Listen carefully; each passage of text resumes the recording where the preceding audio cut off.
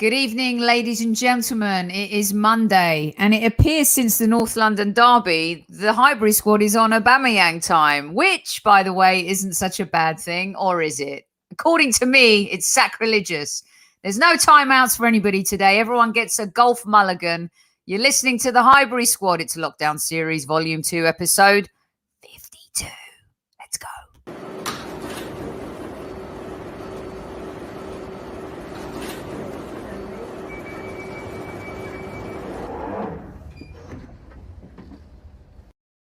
Welcome, everybody, to Monday Madness, one of my favorite shows of the week where we can freestyle. And joining me tonight is Super Kevin Campbell. Oh! Well, Kev, how did that La Liga game turn out last night after the old HS squad show? wow, unbelievable. Barcelona were unbelievable at Sociedad. Sociedad had a few players out, but they battered them 6-1. Incredible. Now, the reason I ask you, the reason I ask you, of course, is because it's our old Odegaard's loanee club. They would have fared better with Martin in the squad, huh? Well, we can say that, but he wasn't even really getting a game. So, no, not really. He was probably on the bench and weren't even coming on. Oh.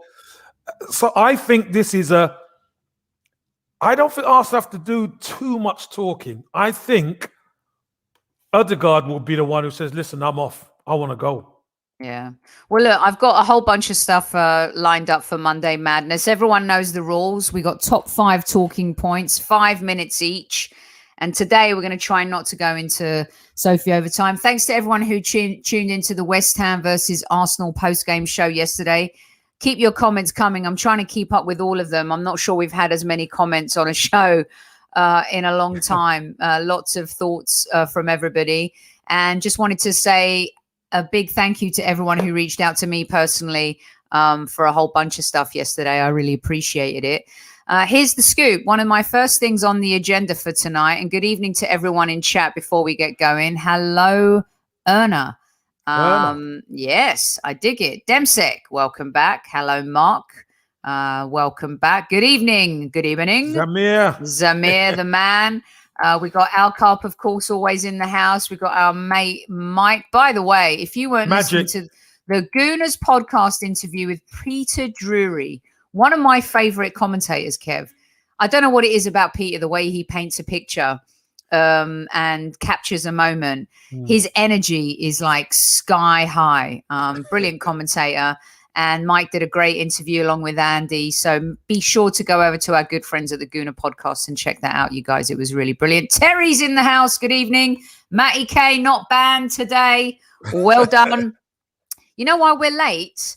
It's not because of me sometimes. It's because of technology. So you know how a player, Kev, will blame like, well, I didn't touch him. It was the flow of the ball. So the start of the show is like the flow of the ball. Do you know what I mean? It was the flow of the ball. Was that like Harry Kane's penalty yesterday? Indeed. Hello, Flash. And that was cute play. That was cute play, but Lacazette wasn't a penalty. These people make me laugh. Kev, did you see the comparison article that someone did? It was really interesting. The Lacazette penalty versus Harry Kane. Really good stuff.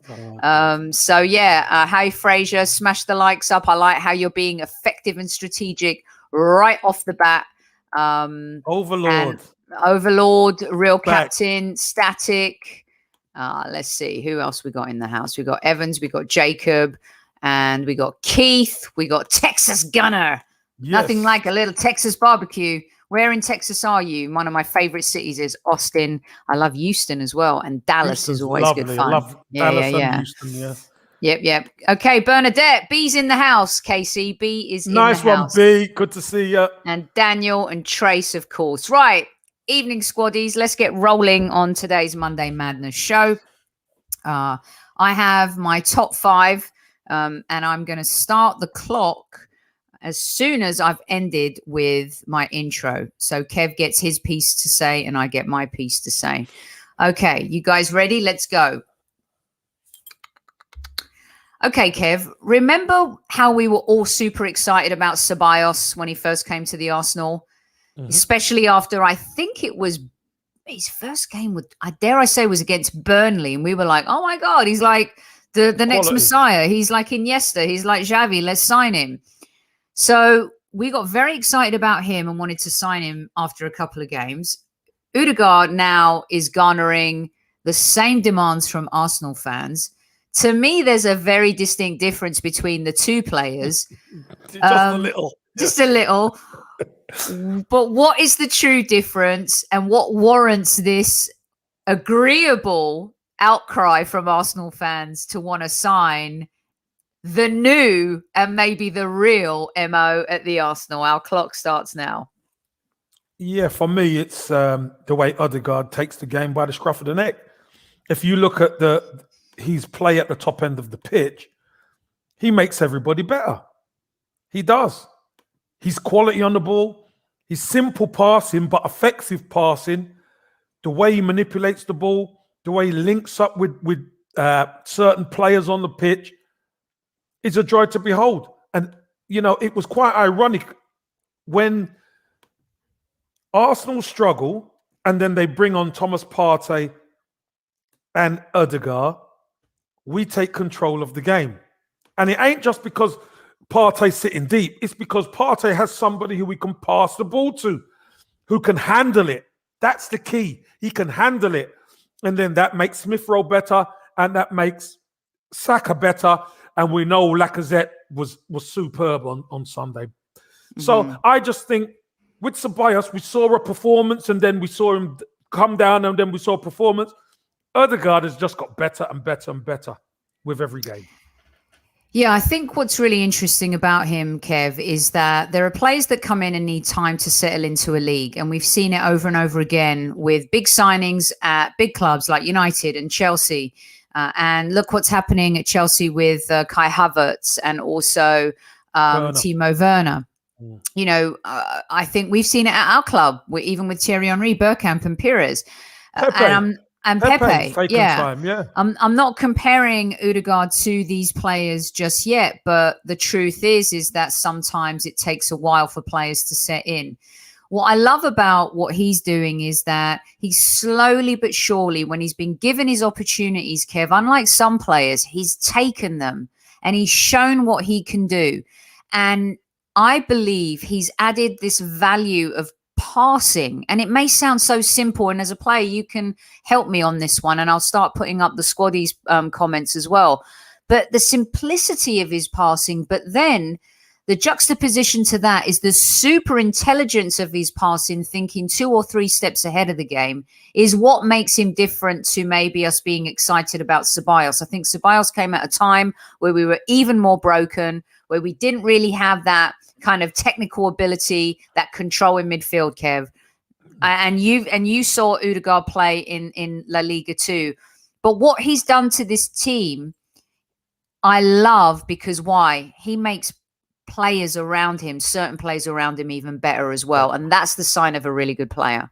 Yeah, look, I think Ceballos, when Ceballos came in, Sophie, our midfield wasn't the greatest. Probably our best player in that midfield was Xhaka. Mm-hmm. Now, I'm not saying that Xhaka's been better this season. He's been better in the second half of the season, that's for sure. But when Ceballos came in, Ceballos was different. He could pick the ball up off the back four, and he could make a difference at the top end of the pitch. He was really kind of driving the team on, which was great. And we had Guendouzi at the time as well. Mm-hmm. But here's the problem. We never had a consistent player who was a link player.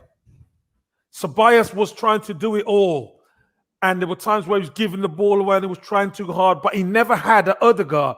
Now that Ødegaard's there, you see him and Partey are made for each other, because when Partey gets the ball, the other team always try and trap Partey, but he knows who to give it to.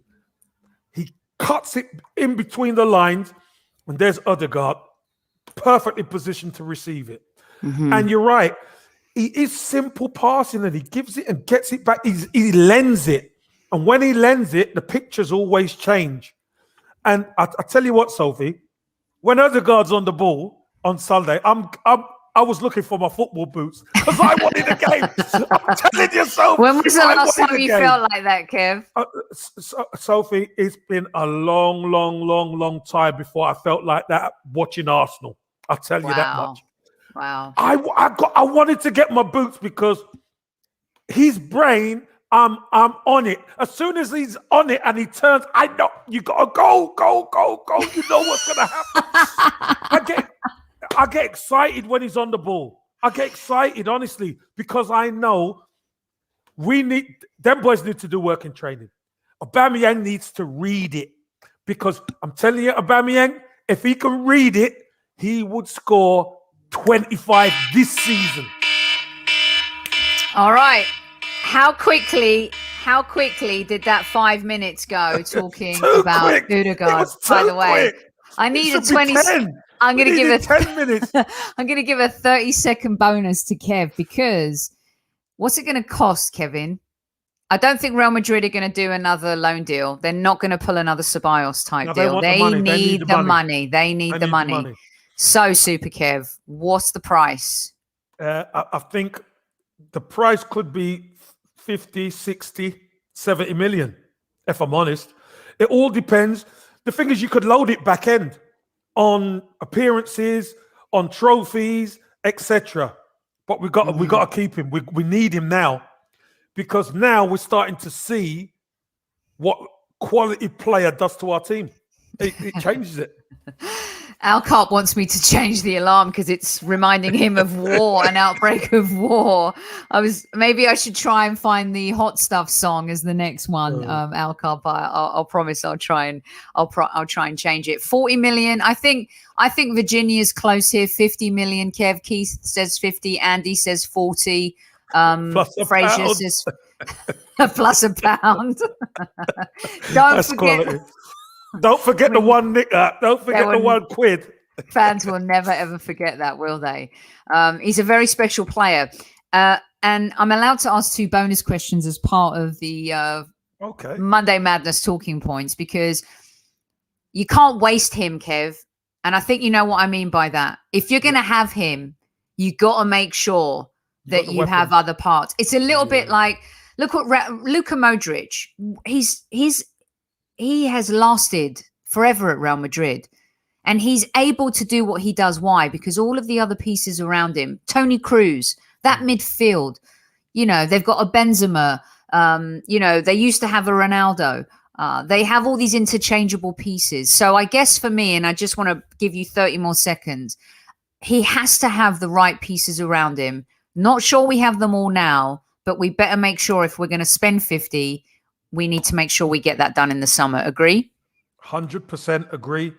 We need people who's going to be on his wavelength, if I'm honest with you. And Casemiro as well. Well done. Yes. Yeah. You don't have a player like Odegaard in your team and you have players who are not on his wavelength.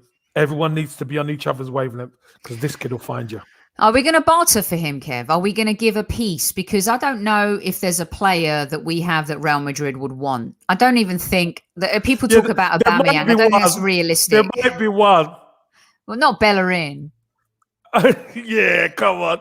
There might be one who plays on the right-hand side up top, but we're not gonna sell him. We're not gonna barter with him. No, but you're asking me the question. And Real Madrid are that type of team. They'll say, I'll tell you what we'll do. You take Ødegaard, we'll take Xhaka, and we'll give you a lump. Yep. Like Avon says. And Zamir's thinking maybe Saliba is a bartering tool. And others are afraid Martinelli might be one. But I don't think Arsenal are going to be in that business, Kev. I think they're going to want to get Ødegaard and they're going to want to get him outright.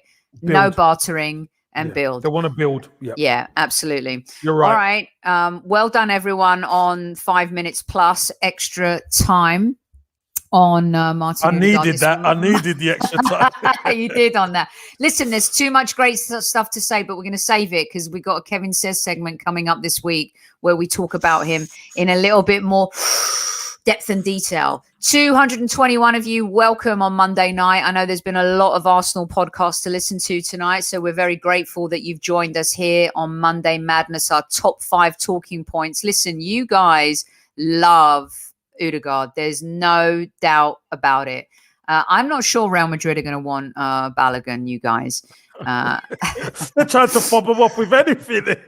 I know. I mean, everyone's trying to sell the farm here. I love it's like Monday morning quarterback, right? It's so fantastic. All right, here we go with the second one. And Kev, this one might get people riled up a little bit, but you know, it happens sometimes on the show. Yeah. Leno, he's shown glimpses of, I'm not going to say greatness because it takes a lot to be great. And I think that word is used very loosely in football. Get ready, chat and squaddies.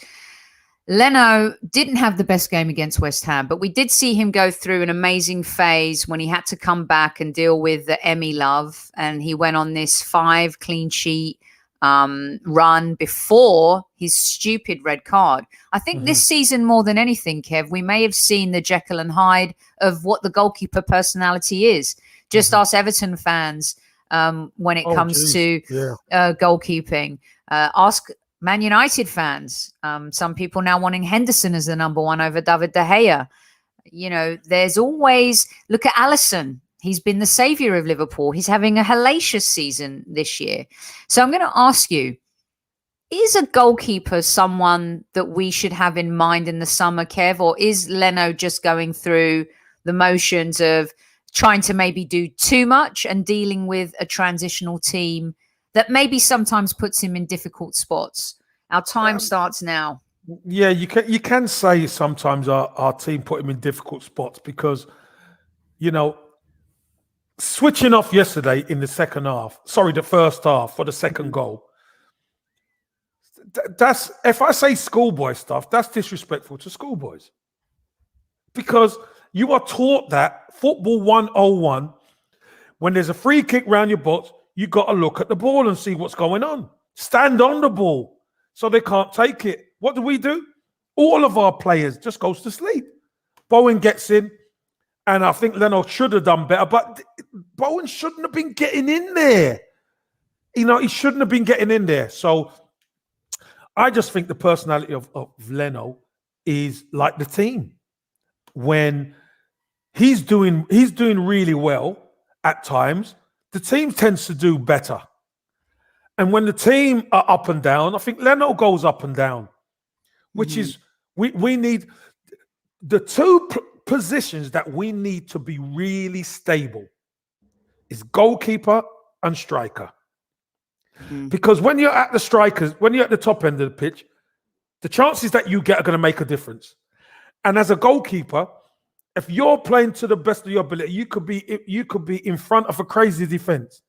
You would always keep your team in it. But when you make crazy mistakes, or you know, you run out and you take a player out, or you handball a ball outside your box or whatever, it's crazy. And you know the funny thing? I don't see anybody here talking about Martinez's mistake. Yeah, he had a horrible game the other day. Yes, last night. Yeah. His mistake last night. I don't see anybody saying that. It's funny, isn't it? Yeah, it is. How this goalkeeping thing works. So I wanted to clear this up a little bit with Leno, Kev, because he's kind of a little bit like Xhaka sometimes and Bellerin. It's easy to pick on certain players, right? And the goalkeeper is definitely a player that is in the spotlight, because a player in the outfield can make 2 or 3 bad passes in a game. Ceballos, we've seen. Can make bad judgments in a game. Xhaka, we've seen. Pepe's red card, we've seen. You know, these things happen. You could also argue that Aubameyang's dysfunction up front right now. One kind of, you know, apathetic performance after another. But when a goalkeeper has a moment or a couple of moments, it is broadcastable so much louder and greater, isn't it, Kev? Yeah, and I'll tell you this for nothing, Sophie. If it all depends if Arsenal could get a top one. If Arsenal could get a top one, like an Oblak or a Donnarumma. Well, no, I don't think Donnarumma's of Oblak's level. If I'm honest with you, I don't. Oblak is the top. The only reason, if you can get a top goalkeeper, spend the money. But if you can't, you best stick with Leno. So let me get this straight. What Kevin Campbell is saying is that if an opportunity came along and an Oblak maybe could be part of a permanent deal for Torreira, which I don't think is going to happen because I think he's going to end up in Italy, or if there's a bartering opportunity with an Atletico Madrid or any other team in Europe, you would be willing to listen. 100%. I think Leno's a good keeper, but I don't think he's a top level keeper. Oblak for me is the best. Yeah. Best goalkeeper in the world. He's the best. And if you've got the best goalkeeper in your goal, you got a chance. Yeah, I agree with Mishane here because I think Donnarumma is so young and he's captain of AC Milan now, isn't he? He's one of those.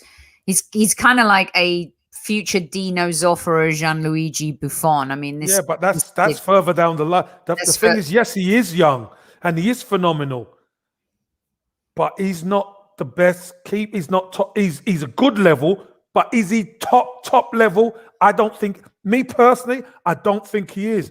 I think that tier, that stratosphere, there's only a few goalkeepers up there. You know, Ter Stegen's another one at Barcelona. You know, Oblak, Courtois at Real Madrid is kind of there, not quite there yet. All right. Okay, you guys, that's our 5 minutes on Leno. The bonus here is this. Listen, you guys, I'm not saying we should replace him. My question is, would you look at it? Would you look at it? Would you entertain it as you're rebuilding the new Arsenal for next season, which let's all face it, this is what's happening. We're getting through the Premier League season. We're trying to win the Europa League.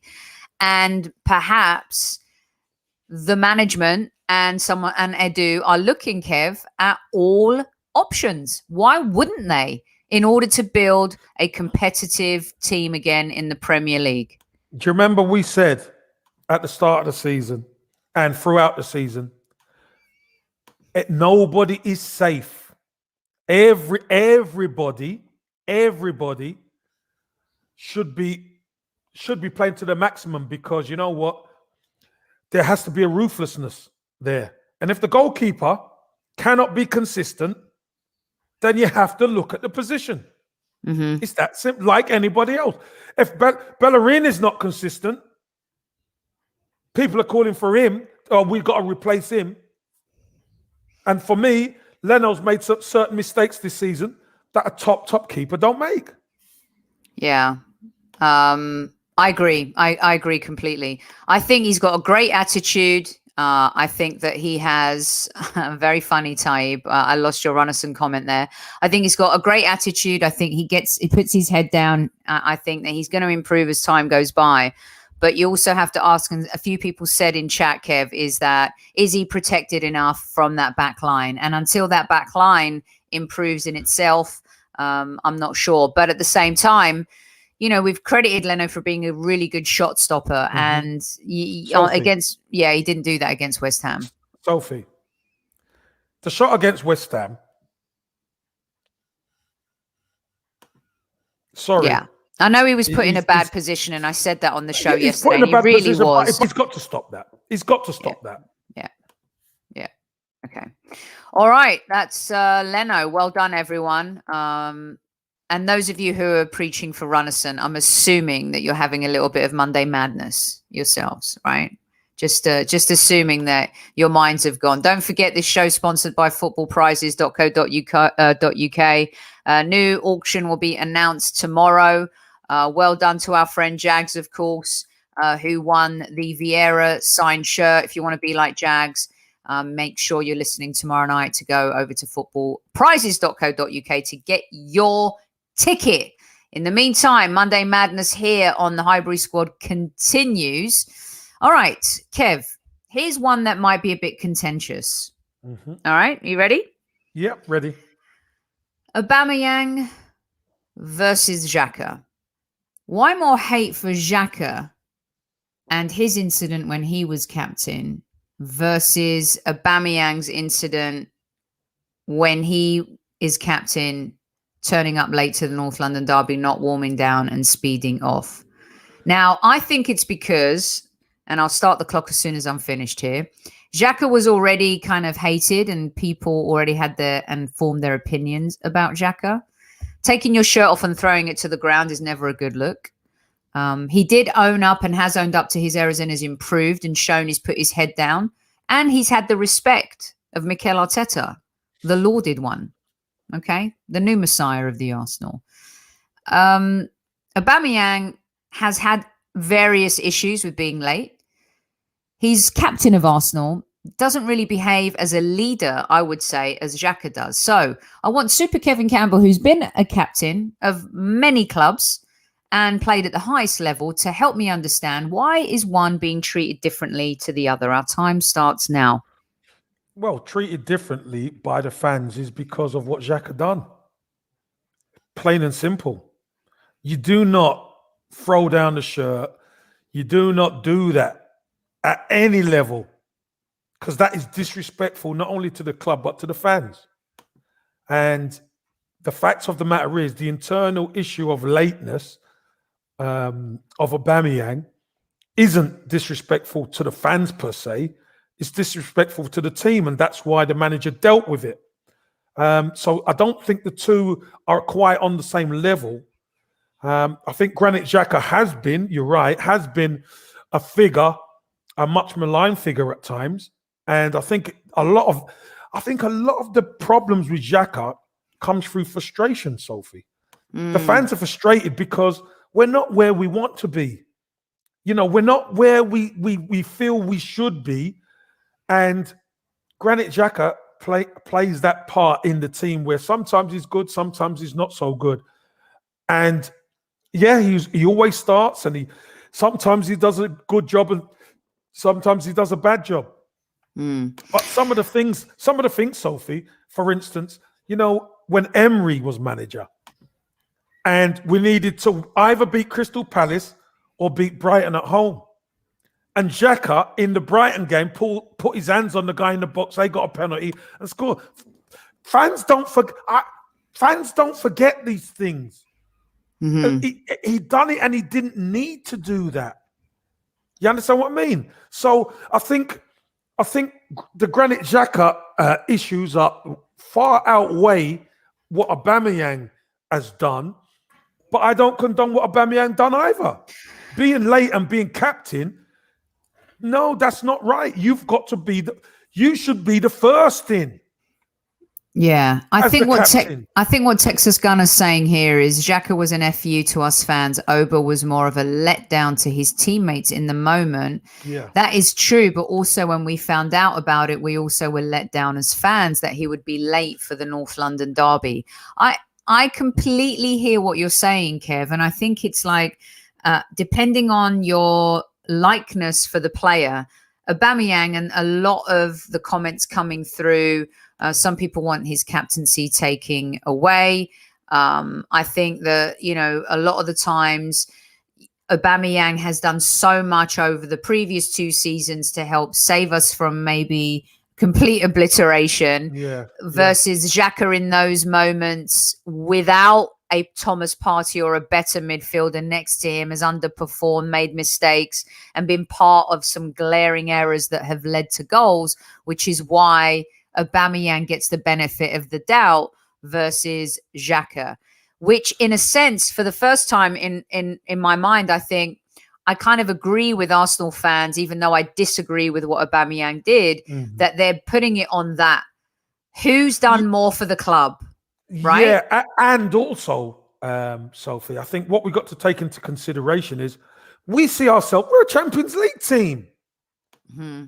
We are a Champions League team. We got to be back in the Champions League. And ever since Granit Xhaka's been at the club, we haven't. These are the facts.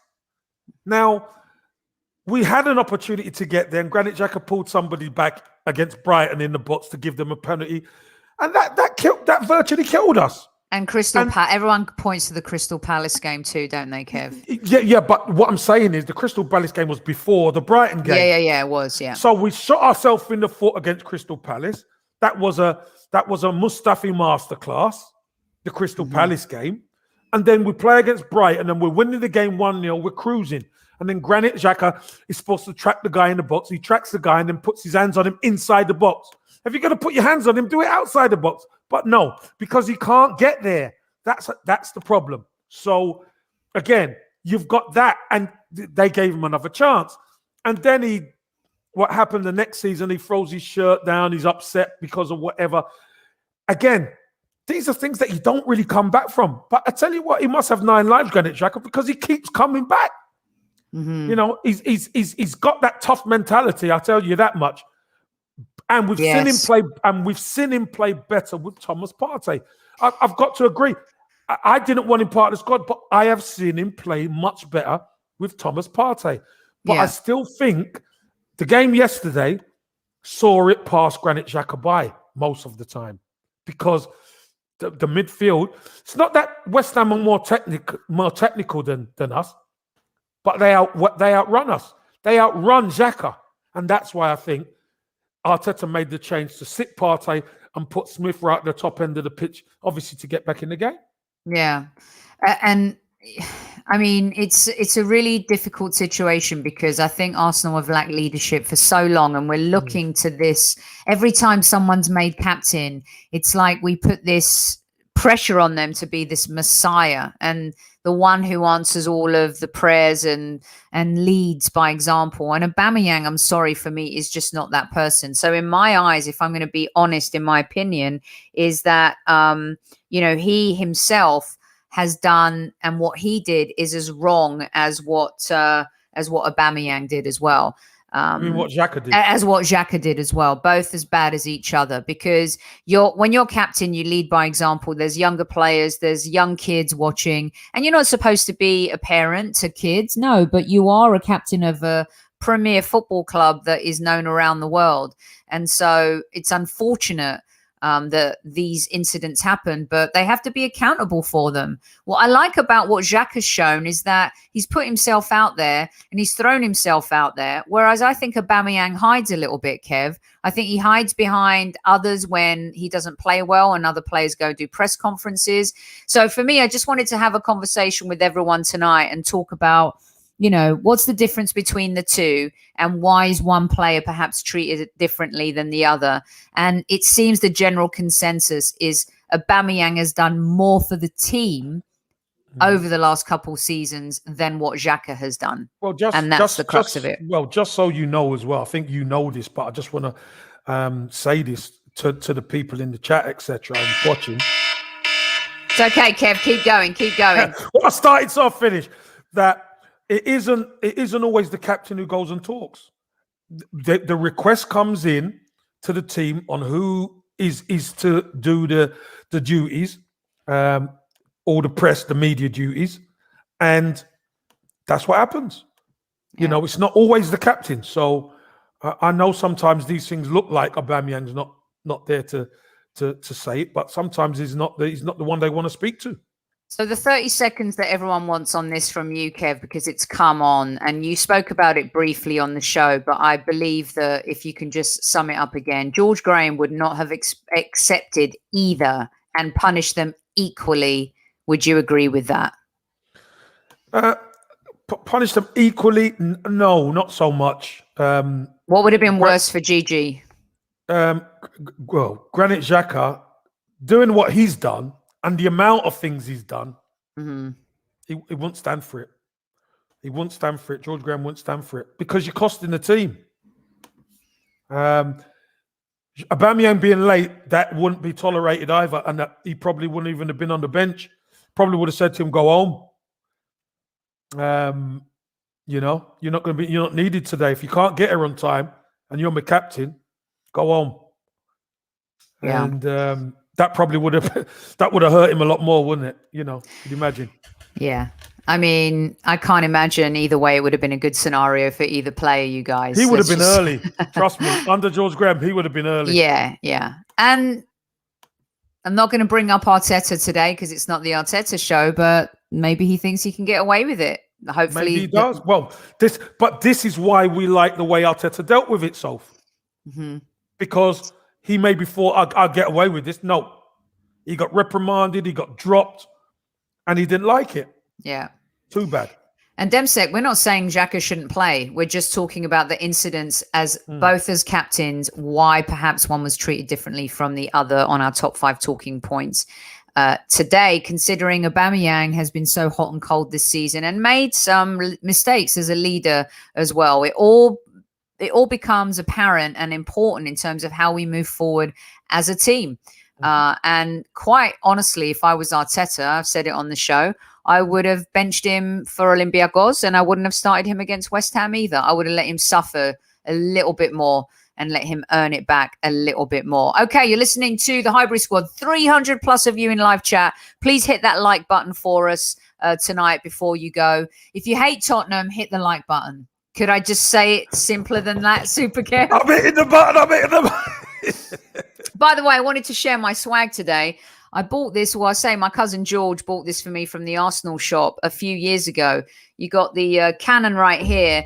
And because it is a very special 50th year season, and I'm going to be 50 this year as well, Kev, I've got my 71 special out for everyone tonight. I'll be wearing yellow.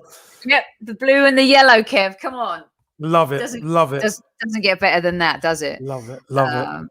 Okay, awesome stuff. And we're going to be doing stuff come May to celebrate this awesome team that won the double in 71 as well. Exactly. Hit the like button if you hate the Spuds. Just there hit you it. go. Absolutely. Nice one, Stephen. Hit the button. All right, Kev. So we've got 3 in the books. We've done Leno, we've done Aubameyang and Xhaka, we've done Ceballos and Ødegaard. I have one for you as well. I want to ask you this because, you know, we wear our heart on our sleeves on this show. And last night's show got a little fiery. And sometimes this happens. But I think what's more indicative is Arsenal fans. Last night I made a comment, and I really believe it's kind of happened this season in the sense that if you don't agree with each other, there's this almost political discussion that ensues, i.e. if you believe to be Conservative or Labour, one person's one thing and the other's another. If you believe to be in the US a Democrat or a Republican, one person's one thing is another. And I think what we've always been able to do on our show is have an open forum where people can speak their minds and say exactly what they want and what they feel. And I believe that in the Twitter sphere and in the social sphere, there's this overspill of if you criticize Arteta, you're a hater or you want him fired. So just wondering, because I love when Arsenal fans come together. When we won the FA Cup, there was this unity, this elation, just a beautiful feeling and a great thing. You know, when we beat Tottenham in the North London derby, there's this unity and this wonderful aura about our fandom, and it reminds us of why we love our club and we enjoy that rivalry. So I just wanted to ask you as a player kind of now in the media sphere, when you see, and I know there's other clubs that have their issues too, but it seems like we're getting at each other a little bit more than we should these days. Does that stem from us so desperate to get back to our glory days? 100%. Okay. Sophie, 100%, because you know what? If we're winning every week, I could tell you there's no hate talk going on. I could tell you that. Or it's more of a debate. You could have more of a debate. But right now, things are black or white. If you say one thing, you're fully that way and you're against me if I'm on the other side. No, it doesn't always work that way because there are grey areas. There are places that do interlock. But when you're part of this Arsenal fan base, we're desperate. I'll be honest with you, Sophie. We're desperate. I've said it before and I'm going to say it again. Remember I said it earlier on, way earlier on in the season. There's more pain for us to come, and that was more pain for us yesterday. Yeah, there was positives which I like to latch onto about, 3-0 down, and then we come back and we draw, and we could have won the game. They could have won it too, but we've all seen it, haven't we? Where after half an hour the game's over, we could go on. We could just switch the TV off because Arsenal ain't coming back. But this is all happening under Arteta. So the culture, the change of the culture is starting to happen slowly but surely. You made a certain comment, Sophie, about the situation. And people, listen, if people are for Arteta, they're taking it personal. And it's not personal. It isn't personal. Mm-hmm. Do you know what I mean? It isn't personal. It's your opinion. All opinions are valid. Let's say that. All opinions are valid. Nothing is personal. But here's the thing, Soph, and as you know, we've been doing this a while now. Mm-hmm. When you put yourself on this platform, and this is for everybody in the chat, you leave yourself open to everybody to come at you. And whether they agree with you or disagree with you, if there's something they don't agree with you, some come at you nice, some come at you all the way, 100%. And it's not easy. It's not easy when you're actually in the media. Yeah. And people come at you because you feel the need to, defend yourself. You shouldn't have to be defending yourself. Yeah, I mean, it's a really interesting scenario, and Ekomu here, and some great comments. I hope you've seen all the comments that you've put out that I'm putting up on screen for you. I understand the toxicity, but the fact is we all need to understand that we're going through this phase of rebuilding, and we must suffer to succeed because we don't have the instant cash. Kev, you've talked a lot about the suffering maybe getting worse before it gets better, and it did this season, and you said that a few months ago. And I think the only thing is that whether we agree or disagree, if you think Arteta's the guy long-term, short-term, or whatever, we do it with respect. And I think that sometimes that gets a little bit lost in the dialogue and the conversation. And that's why I wanted to bring that up tonight, because I think that we all want what's best for our team. And someone said it brilliantly. When you've been at the pinnacle and you're suffering, that comes with a lot of pain, a lot of anger, and a lot of frustration, Kev. It does. It does. And when you've had when you've been eating caviar and you're drinking champagne and you're going through the best time of your life. Yeah, staying at the Four Seasons. Listen, staying anywhere top. You don't want it to end. Right. You never want it to end. You want it to, this is your life. This is it. And then the moment you start to see it start to dwindle and fall away, you scratch, fight, and do everything to get that back. And that's where we are. Yeah. And unfortunately, we've been that way for 16 years. Yep. And Texas Gunner, who's on fire tonight. Texas Gunner, I'm loving this and loving you and the delicious ribs you're going to cook us in a little bit here. Players come and go. And Kev, this is why people like you and Righty, you're fans of the club. Like, you guys were fans of the club from when you were young, right? Yep. Rocky, I believe, that crop of players. You don't get that much now. ESR Saka, we've got that a little bit now, right? Yeah. You don't really say what you want. I know we all don't like Harry Kane as a player for Tottenham. He was at Arsenal when he was younger, but he came through Tottenham. He's their Roy the Rovers boy. You don't often see that. So I think what Texas Gunner is saying here too is that we're fed up with what we've been seeing, and it just, when everyone else around you is doing so well, especially when your rivals finish around you too, Kev, it just makes it so much harder to have to. But that's the pain. Yeah, that's the pain, Sophie. That not only is our performance is the pain is seeing other teams do better than you. Yeah, because don't forget, you started so you're finished, Kev. But don't forget, Sophie, when we were lording it at the top, it won't stop. Leave it. Let it go. I could talk for over it. Sophie, when we were winning the league, etc., did Arsenal fans give a damn about anybody else? No. They weren't fighting among themselves, that's for sure.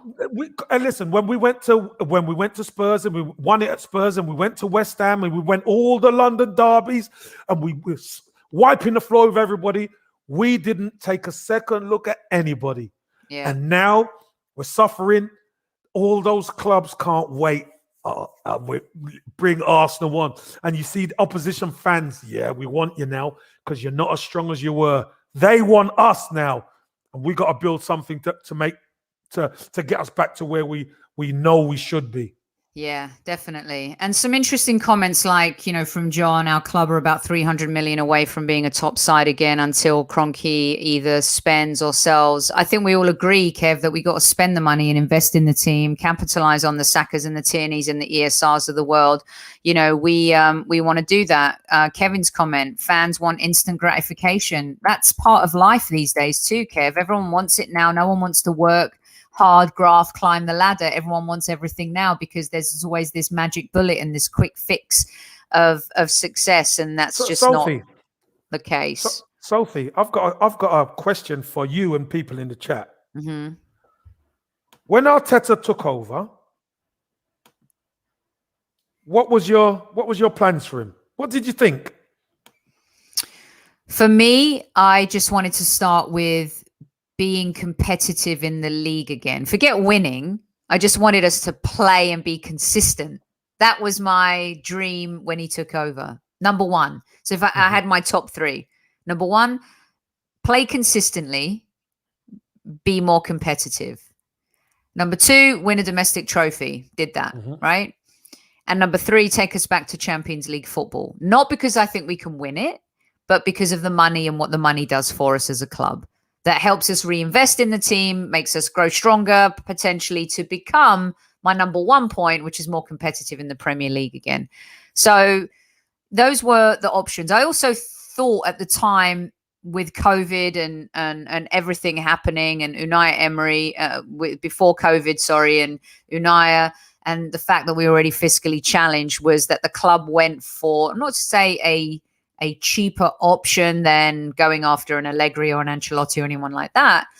I just think that they aligned themselves with what he projected and positioned as his vision and his project. They decided to go down a different route to instant gratification. We're going to rebuild. And for me, it was the culture. That was the number one. The culture. And the culture needed to change big time. Number two was player recruitment. Recruit the players in the right positions, because we've needed a centre-half and centre midfielder for all this time. And number three was make us competitive. He's a novice manager. Yes, he is. He's just taken over Arsenal.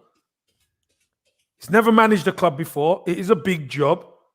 And one that he would be learning on the job too, isn't it, Kev? Yeah, it is. And it's one that he would have he would have never got close to the Arsenal manager's job in years gone by.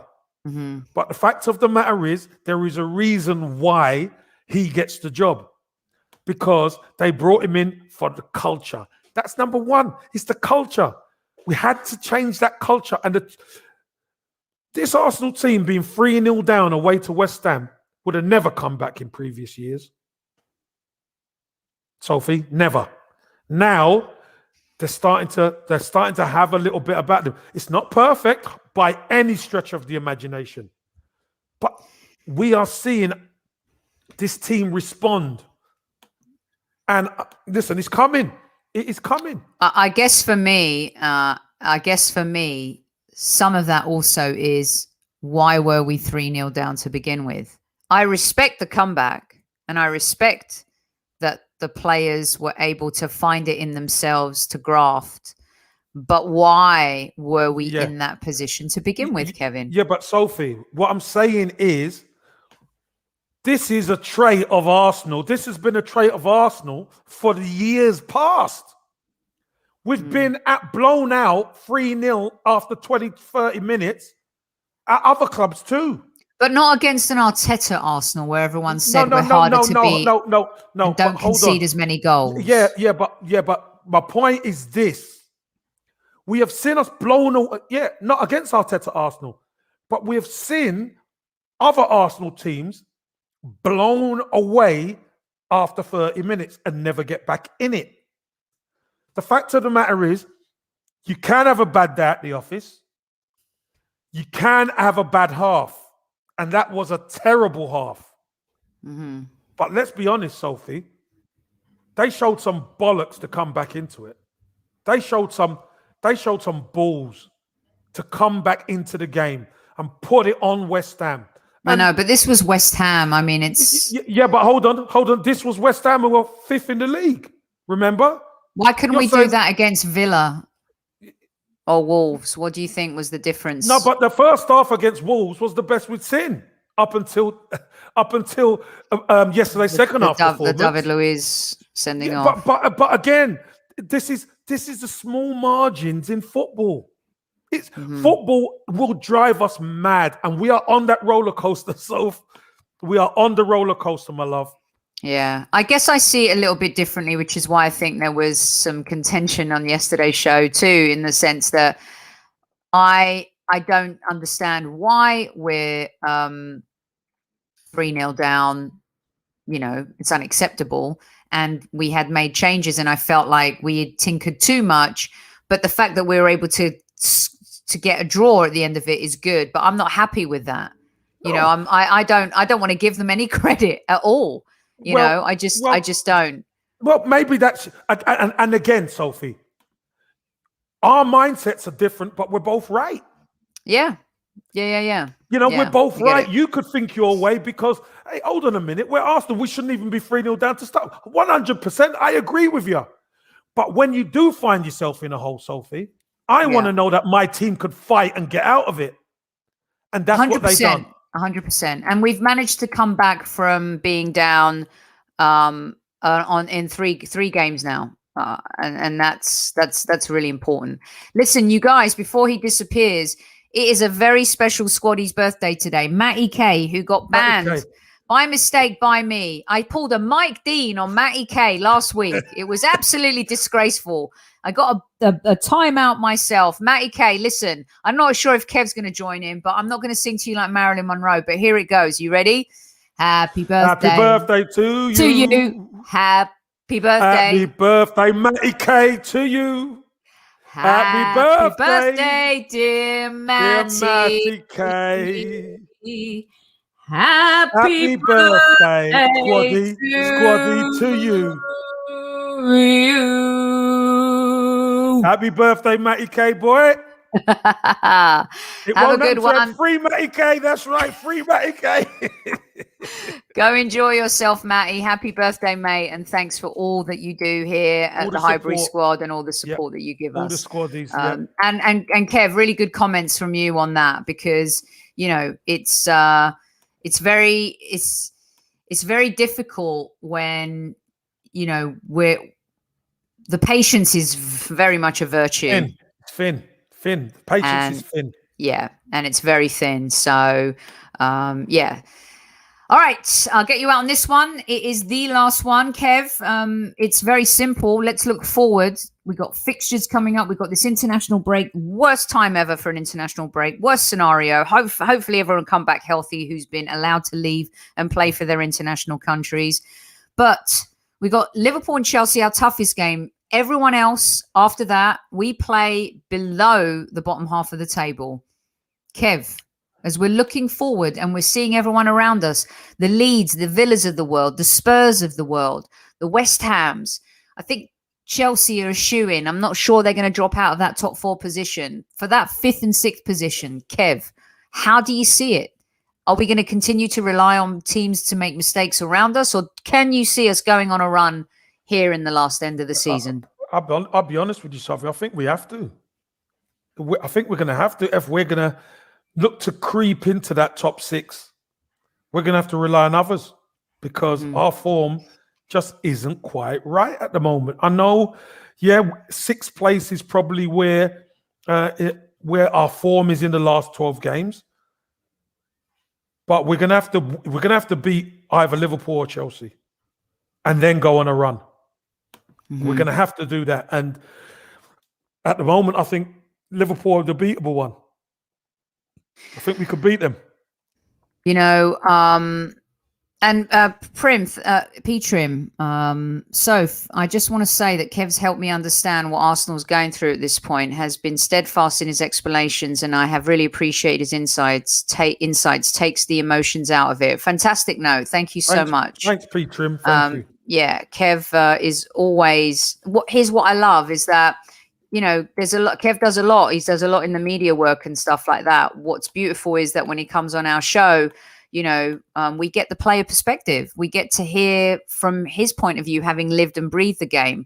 So we as fans and me as a media person come from it from a different angle. So love that you have that take and that you're enjoying Kev's insights. I'll tell you what else as well, Soph. I'll tell you what else. Mikel Arteta is really seeing the rot in some of these players' minds. Like Bellerin.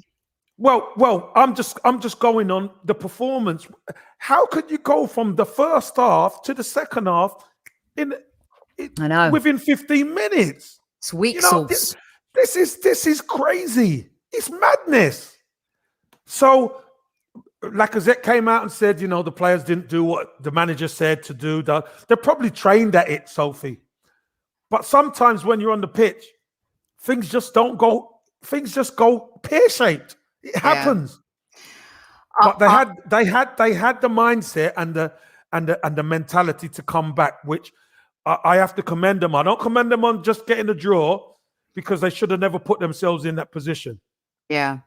But, I get what you're saying. And for me, from the fan side of things, I think we're in such a bad position in the league this year. We've been so poor in the league. We haven't really seen improvement in the league other than we leak less goals and we're harder to beat, yet we go 3-0 down to West Ham. So we take 2 steps forward, we take 2 steps back. Just when you think we can be consistent, beat Tottenham and maybe go on a run, we lose to Olympiacos at home, and now we drew against West Ham, which to me felt like a loss. So the improvement in the league has to really evolve after the summer transfer window, as you know. And I think you even agree with me, if we're still in the same position come October, November, after investing in the league, Kev, people are going to look at him. You've got to look at him. You've got to. You do. Yeah, you do. 100%. You listen. Although I'm happy to give him time to the end of the season. I don't want to next season. I don't want to be 9th before Christmas. Do you know what I mean? We got to be up there. We got to be at least closer up there. We do. There's no doubt about it. Not being 10th and then getting a point and then we're 9th. No, definitely not. And look, you guys, keep your thoughts and opinions coming. I mean, you know, the reason I ask Kev this is because there are some teams around us that have got some tough games coming up. You know, Tottenham's schedule isn't easy. You know, Everton have got some tough games coming up. And I agree with Kev. If you want to really kind of push for that 5th, 6th, you got to beat Liverpool, or you can't. You can't. You can't lose to both. You got to get one win at least and a draw out of those 2 games. You got to. You got to get one win. That. Well, here's the thing, Sophie. Here's the thing, Sophie. Just let me add to what you're saying. Yeah, no, of course. Even if you drew both games, Sophie, and you win one and you lost one, you still got 1 point more than 2 draws. That's my point. We need points on the board. We need to be making jumps. Sorry, go on. Definitely. No, I'm saying. And of course, Newman's complaining about the alarm. Alcarp, we thought we were sending him to war. So I'm going to work on that for next Monday Madness. I'm going to find a tune that we could have as our alarm. But the point is 5 minutes for each subject. We get a bonus time as well. And before you know it, you're in Sophie time and you're an hour into the show. I've got the truth for you, actually, but I'll tell you after. Okay, I like that very much so. Okay, brilliant stuff. Some really good comments from everybody. Yep, we need to. And I forgot, we're also playing Everton. as well. So, and then we've got the Europa League, and we need to make sure that we get that done too. 300 plus in live chat. Remember, if you hate Tottenham, hit the like button. That is going to be the new slogan for getting likes. If you hate Tottenham, hit the like button. I'm sure I can make a song out of it at some point. So thanks so much to everyone who's joined us. Kev, that's our Monday Madness top 5 talking points. We return tomorrow with Kevin Says. And we'll be around for the rest of the week during this interdull. Do not fear, the Highbury squad will be here. He's here.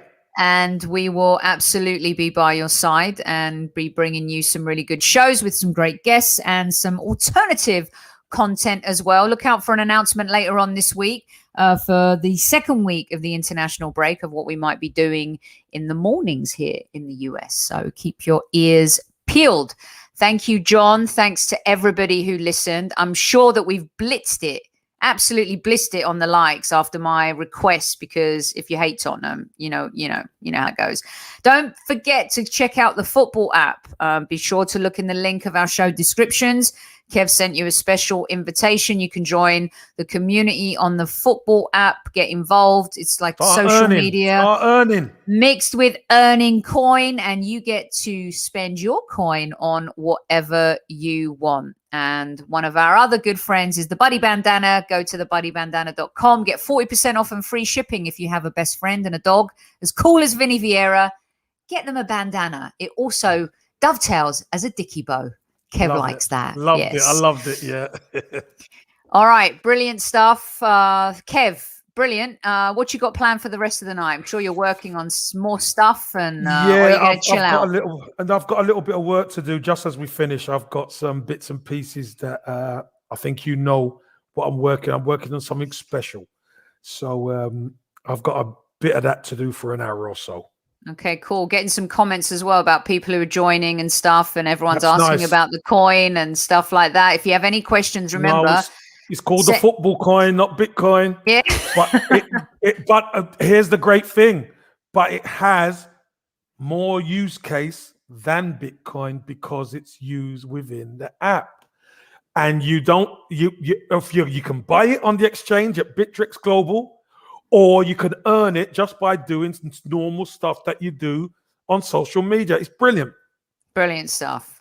Well, look, I'm glad that Matty K, you go off, enjoy your birthday. Happy birthday, mate. Thanks again. And Hastings Gooner, this is Must See TV. We are the Highbury squad. We bring you different content every single day of the week. This is show 52, but if you count all of our post games and pre-games, we've done over 100 in this lockdown since we've been together last year. Keep listening, keep loving, keep ranting, keep raving, be honest. Don't be afraid to share your opinion. And until tomorrow, Kev, you tell the squad. Listen, boys, thanks for joining. Kev says tomorrow. I hope you're ready. Boys and girls. Boys and girls.